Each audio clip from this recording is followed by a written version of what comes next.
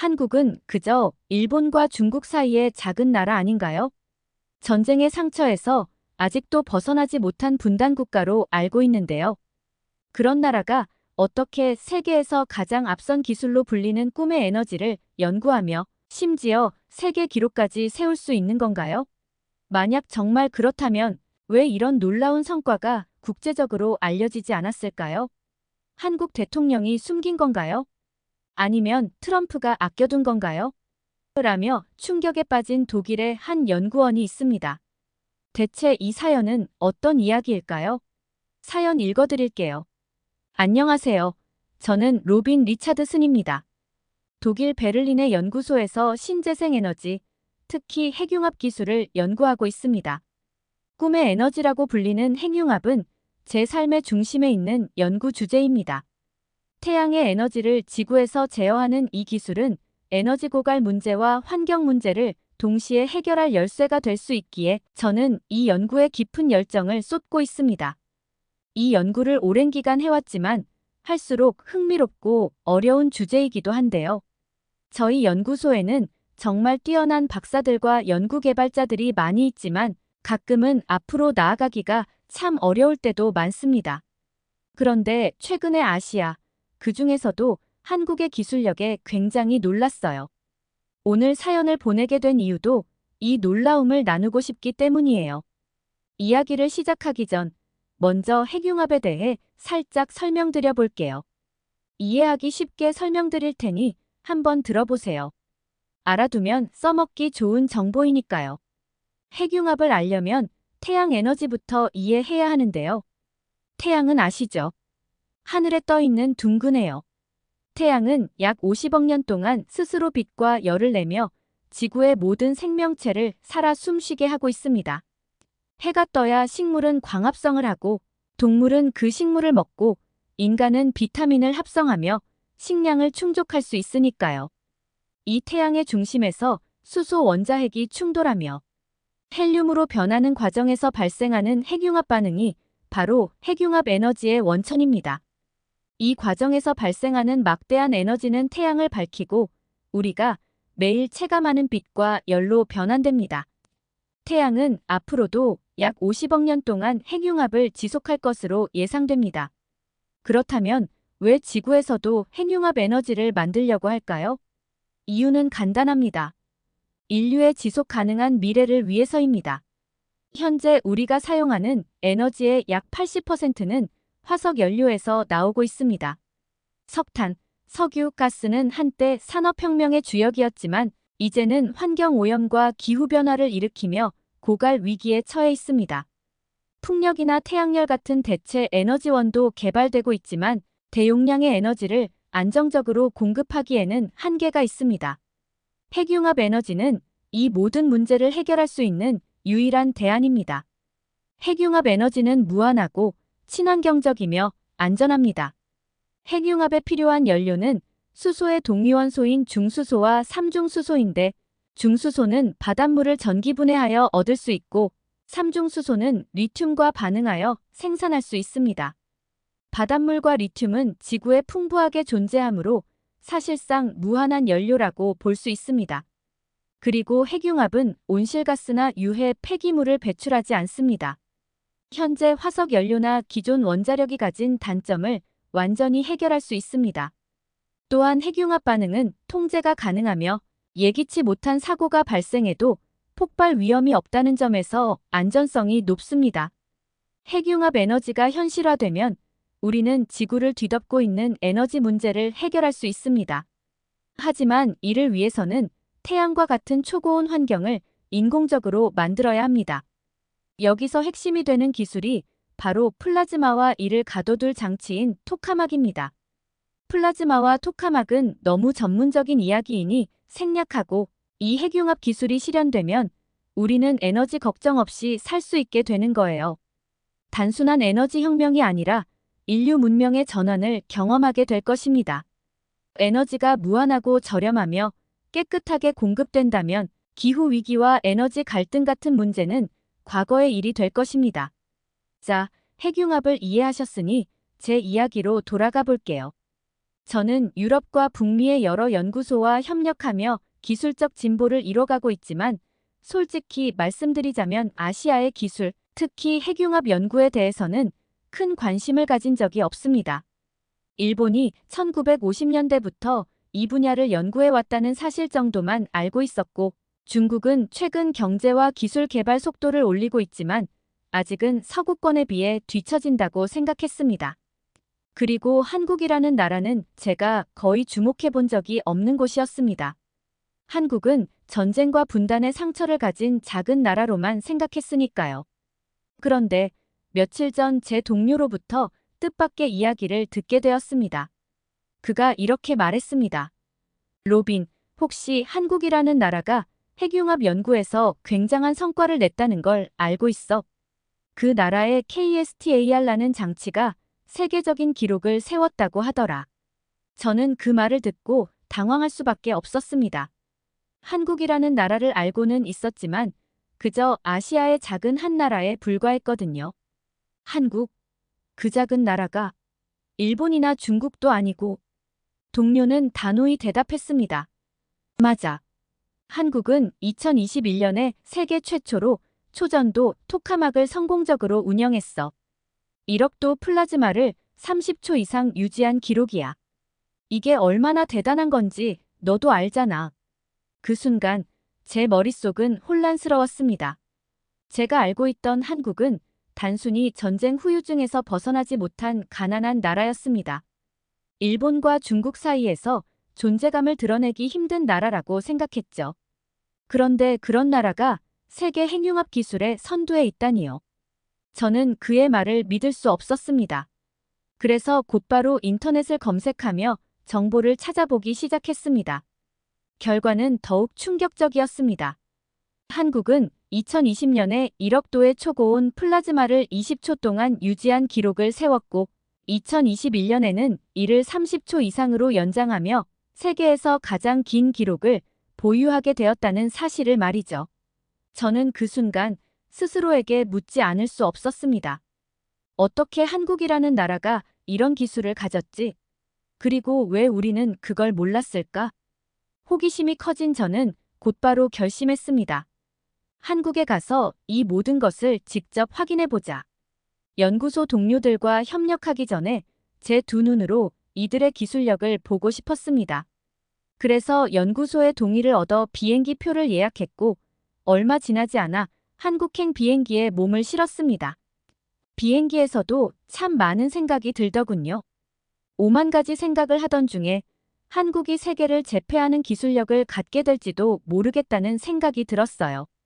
왜냐하면 한국은 IT 강국이고 그 중에서도 특히 요즘 큰 화제가 되고 있는 인공지능 기술의 발전을 고차원으로 이뤄내고 있는 나라이죠. 이 점은 핵융합 에너지와도 연결되어 있다는 것을 깨달았기 때문이에요.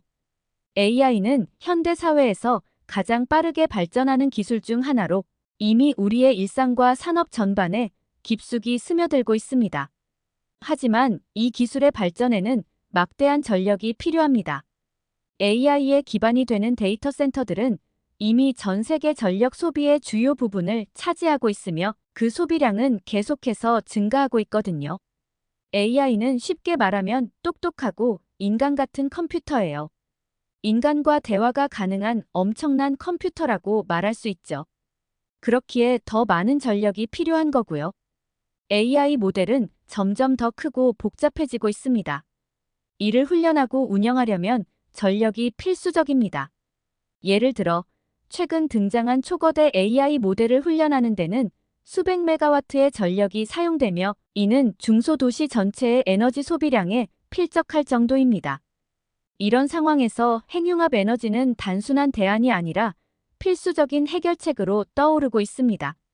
핵융합은 무한하고 안정적인 에너지 공급을 가능하게 하며 온실가스를 배출하지 않아 환경에도 무해합니다.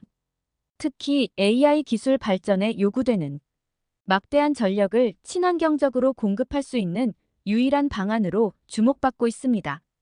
이미 미국과 유럽의 주요 빅테크 기업들은 핵융합 에너지의 가능성을 인지하고 대규모 투자를 시작했습니다. 유명한 기업들로 예를 들어볼게요. 마이크로소프트는 2028년부터 핵융합으로 생산한 전기를 매년 50메가와트 공급받기로 계약했습니다. 이는 마이크로소프트의 AI 서비스와 데이터 센터 운영에 필요한 에너지를 충당하기 위한 전략입니다.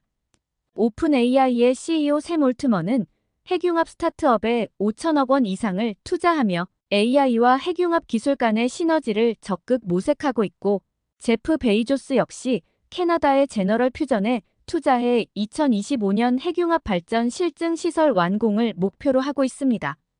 이처럼 AI 기술의 지속적인 발전을 위해 빅테크 기업들이 핵융합에 관심을 가지는 이유는 분명합니다.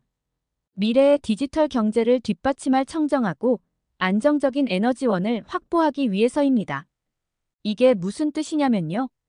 AI 기술이 새로운 산업혁명을 이끌고 있다면 핵융합은 이 혁명의 에너지를 공급하는 열쇠가 될 것이라는 이야기예요. 그리고 이 열쇠를 작은 나라 한국이 들고 있다는 거죠. 에너지 혁명과 디지털 혁명이 결합하면 완전히 새로운 문명을 열어갈 수 있겠죠. 이 꿈이 현실이 되면 AI를 포함한 모든 첨단 기술이 완전히 새로운 차원으로 도약할 수 있을 것입니다. 저는 이 기술이 단순한 과학적 성취를 넘어 인류의 생존과 번영을 위한 필수 조건이라고 확신합니다. 그렇게 저는 한국에 도착했어요. 사실 한국의 환경과 시설에 대해서는 크게 기대하지는 않았어요. 그저 작은 아시아의 나라이고 기술력이 좋은 인도와 비슷한 느낌일 거라고 생각했죠. 하지만 도착한 첫 순간부터 제 예상은 보기 좋게 빗나갔습니다. 인천국제공항에 발을 디디자마자 저는 감탄할 수밖에 없었습니다. 공항은 놀랄 정도로 현대적이었고 모든 것이 질서정연했습니다. 입국 심사 과정은 빠르고 효율적이었으며 공항 내부는 최신 기술로 가득했습니다. 특히 깨끗한 환경과 세련된 디자인은 제가 이전에 방문했던 일본이나 유럽의 공항과 비교해도 훨씬 좋은 수준이었어요. 공항에서 서울 시내로 이동하며 저는 또 한 번 놀랐습니다. 깨끗하게 정비된 고속도로, 질서정연하게 움직이는 차량들, 그리고 점점 가까워지는 고층 빌딩들. 제가 상상했던 전쟁과 분단의 흔적이 남아있는 나라와는 전혀 다른 모습이었습니다. 서울에 도착했을 때는 말문이 막힐 정도였습니다. 거리는 활기로 넘쳤고 모든 것이 현대적이고 세련된 느낌이었습니다. 특히 도시 곳곳에서 볼 수 있는 첨단 기술이 접목된 교통 시스템과 스마트한 인프라는 제가 경험했던 다른 어떤 도시와도 차원이 달랐습니다. 저는 놀랄 틈도 없이 동료와 함께 곧바로 숙소에 짐을 풀고 다음 날 방문할 KSTAR 연구소를 생각하며 설레기만 했습니다. KSTAR 연구소를 직접 방문하기 전까지 한국의 기술력을 이렇게 체감하게 될 줄은 몰랐기 때문입니다. 다음 날 아침, 저는 KSTAR 연구소로 향했습니다. 연구소에 도착하자마자 철저한 보안 관리 시스템과 디지털화된 환경에 감탄했습니다. 저희 연구소만큼이나 철저한 관리가 이루어지고 있었어요. 저는 외국 방문자임을 밝히고 연구소 견학을 요청했습니다. 다행히도 연구소 관계자가 저를 반갑게 맞아주며 연구소 내부의 주요 성과와 설비를 소개해 주었습니다. 연구소 안으로 들어서자 제 눈앞에 펼쳐진 KSTAR 장치의 모습은 정말 압도적이었습니다. 초전도 자석을 활용해 플라즈마를 안정적으로 가두는 이 장치는 단순히 기술적 성과를 넘어 미래를 이끌어갈 기술의 상징처럼 보였습니다. 한국 연구소 직원은 이렇게 설명했습니다. KSTAR는 2007년에 처음 가동되었고 이후 꾸준히 기술을 발전시키며 현재 세계에서 가장 긴 1억도 플라즈마 유지 기록을 보유하고 있습니다. 저는 다시 한번 물었습니다. 정말 세계 최고 기록을 보유하고 있다는 말씀이시죠? 직원은 미소를 지으며 고개를 끄덕였습니다. 맞습니다. 2020년에는 약 20초 동안 1억도 이상의 플라즈마를 유지했으며 2021년에는 이를 30초 이상으로 연장했습니다. 이 이야기를 듣는 내내 저는 말을 잇지 못했습니다. 플라즈마를 안정적으로 유지하는 것은 핵융합 연구에서 가장 어려운 과제 중 하나입니다. 이건 설명드리기가 너무 복잡하니 생략할게요. 정말 어려운 일입니다.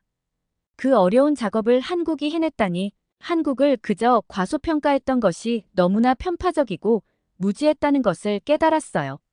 그날 연구소를 나서며 저는 또 다른 생각에 잠겼습니다. 참으로 배울 게 많은 세상이라는 걸 깨달았죠.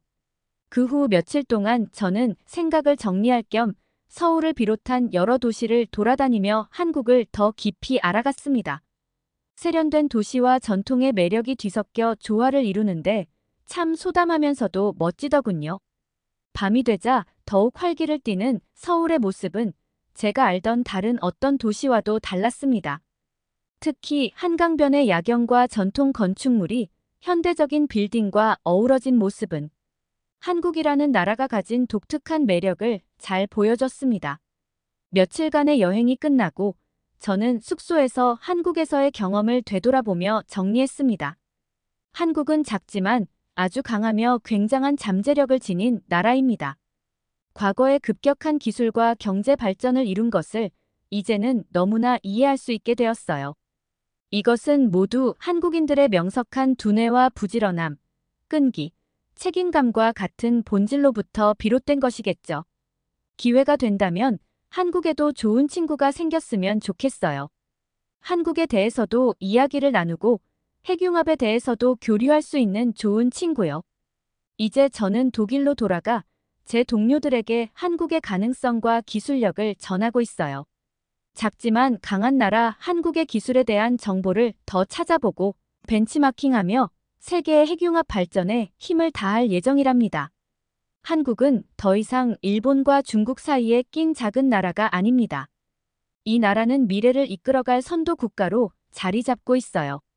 그래서 최근에 트럼프가 한국을 자주 언급했던 것도 이해가기 시작합니다. 트럼프도 알고 있지 않을까요? 아무튼 오늘 이야기 들어주셔서 감사드리며 제 경험이 여러분께 자부심으로 느껴지셨기를 바랍니다. 먼 타지에서도 응원하겠습니다. 감사합니다.